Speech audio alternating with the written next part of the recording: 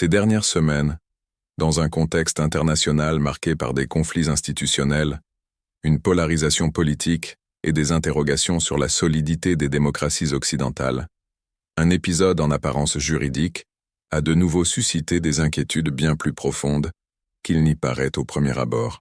L'enjeu ne se limite pas à une simple procédure judiciaire, mais concerne la frontière même qui sépare le discours politique légitime des actions susceptibles de déstabiliser le fonctionnement de l'État. À l'heure où les gouvernements du monde entier observent attentivement la manière dont les démocraties établies gèrent leurs crises internes, le contenu d'une déclaration sous serment revêt une importance stratégique considérable. Cet épisode est centré sur le témoignage officiel du procureur spécial, chargé d'enquêter sur les actions ayant compromis la transition pacifique du pouvoir aux États-Unis. La vidéo, récemment rendue publique, met en lumière un débat sensible. Jusqu'où s'étend la liberté d'expression d'un dirigeant politique, et à quel moment devient-elle un instrument d'attaque directe contre les institutions? Il ne s'agit pas d'un débat théorique, mais d'un problème opérationnel aux conséquences bien réelles. Les démocraties modernes survivent parce qu'elles acceptent le conflit politique, mais elles s'effondrent lorsque ce conflit devient un instrument de sabotage du système même qui le permet. Et c'est précisément cette limite que ce témoignage met en lumière. Lors de son interrogatoire, le procureur spécial a été questionné sur l'un des principaux arguments de la défense avancés par les alliés de l'ancien président visé par l'enquête. L'affirmation selon laquelle les déclarations relatives à la fraude électorale seraient protégées par le premier amendement de la Constitution américaine. Sa réponse fut directe, sans détour et d'une rigueur juridique incontestable. Selon lui, la liberté d'expression ne saurait justifier le recours au mensonge délibéré pour entraver l'exercice légitime du pouvoir gouvernemental. Dès lors que la parole cesse d'être une opinion et devient un instrument de fraude, elle se transforme en infraction. Cette distinction est cruciale. Dans l'histoire des contestations électorales, les candidats des faits ont toujours contesté les résultats, soulevé des soupçons et critiqué le processus. Cela fait partie intégrante du processus démocratique.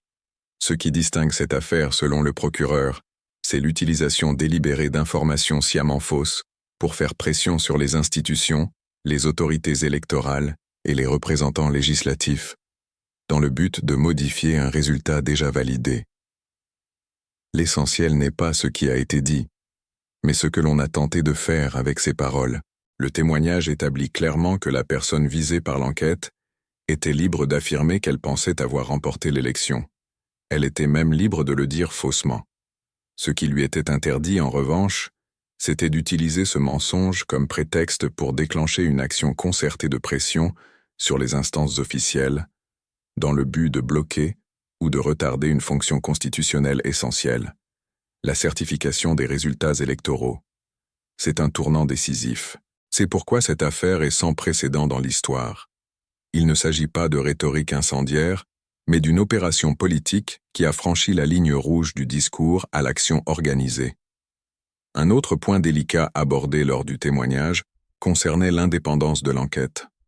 Dans un climat de méfiance généralisée, le procureur a été interrogé à plusieurs reprises sur d'éventuelles pressions politiques, que ce soit de la part du ministère de la Justice ou de la Maison-Blanche. Sa réponse fut catégorique.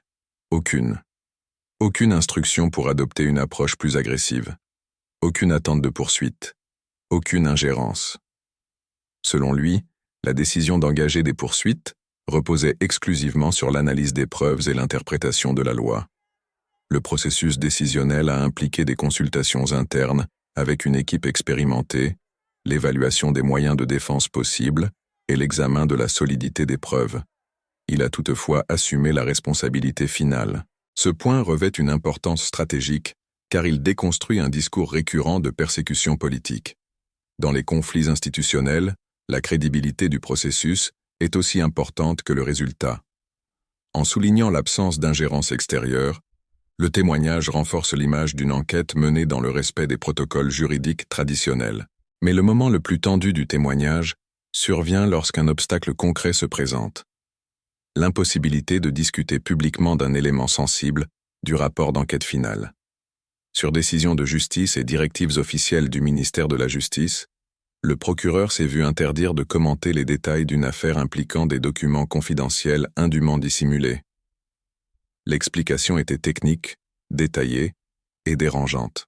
La restriction concerne tout, des transcriptions d'entretiens aux documents obtenus par voie judiciaire, en passant par les éléments analysés par un grand jury.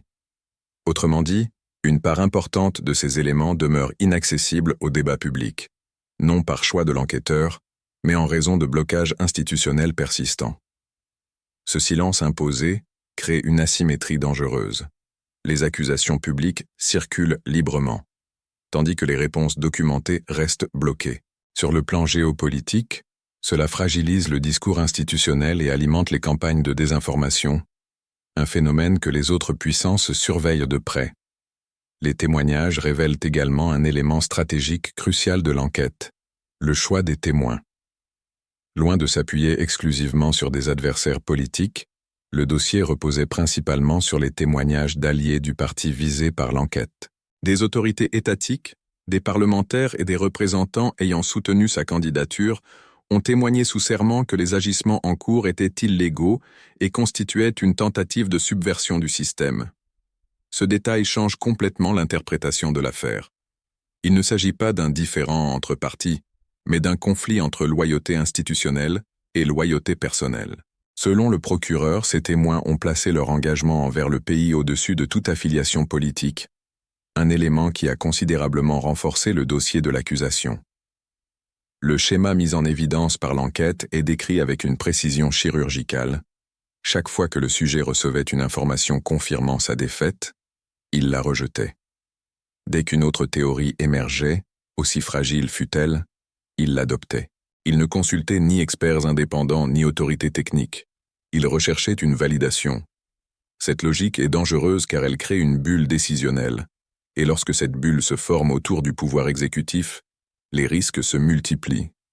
Le témoignage revient également sur le parcours professionnel du procureur, soulignant des décennies de travail sous des administrations de différents partis politiques. Le message est clair. La méthode n'a pas changé. Les critères n'ont pas changé. Le niveau d'exigence est resté le même. Les accusations ne découlaient pas de motivations politiques, mais étaient une conséquence directe des agissements faisant l'objet de l'enquête. Parmi les éléments les plus graves présentés, figure la constatation d'efforts délibérés pour conserver des documents hautement sensibles après la fin du mandat, ainsi que de tentatives répétées d'obstruction à la justice pour dissimuler cette conservation. Ce type de comportement dans n'importe quel pays représente un risque pour la sécurité nationale. Un autre point crucial concerne l'attaque contre les institutions survenue dans un contexte de forte tension politique.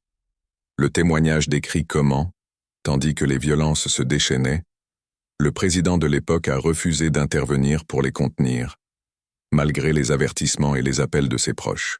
Selon le procureur, ce comportement a directement contribué à caractériser l'intention criminelle, car il a démontré une omission délibérée face à une menace institutionnelle manifeste.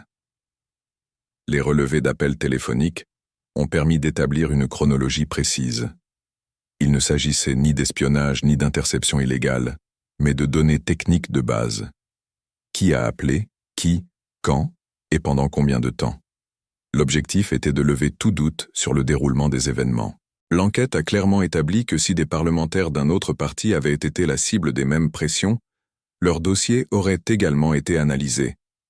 Le choix des cibles a été fait par le parti visé lui-même et non par les enquêteurs. Interrogé sur les allégations d'écoutes téléphoniques illégales, le procureur a été catégorique. Cela ne s'est jamais produit. Aucun téléphone n'a été mis sur écoute. La confusion entre les relevés d'appels et l'interception de contenu a été jugée infondée. Un autre point délicat abordé concernait la décision de la Cour suprême sur l'immunité présidentielle. Le procureur a reconnu la validité de cette décision, tout en contestant son interprétation extensive du pouvoir exécutif. Il a néanmoins affirmé que, même après cette clarification, le cœur du dossier restait intact, étayé par des témoignages, des documents et des preuves qui ne reposaient pas sur des actes officiels de la fonction présidentielle, mais sur des actions entreprises pendant sa campagne. Les témoignages ont également révélé des échanges de messages entre des figures clés de l'entourage politique de la personne visée par l'enquête, témoignant d'une coordination active lors des moments les plus critiques. Ces communications confortent l'hypothèse d'une planification délibérée plutôt que d'une improvisation. Au final, lorsqu'on a demandé à qui incombait la responsabilité de ce processus, la réponse a été sans équivoque, celle de ceux qui ont donné les ordres, orienté les contacts et choisi de faire pression sur les institutions pour modifier un résultat légitime. Ce témoignage ne se limite pas à un simple chapitre juridique. Il constitue un signal d'alarme. Dans un monde où les démocraties sont confrontées à des attaques hybrides, tant internes qu'externes, le déroulement de cette affaire sera suivi de près par les alliés comme par les adversaires. Il mettra à l'épreuve les limites de la responsabilité institutionnelle et révélera si les systèmes démocratiques sont capables de se défendre sans s'autodétruire.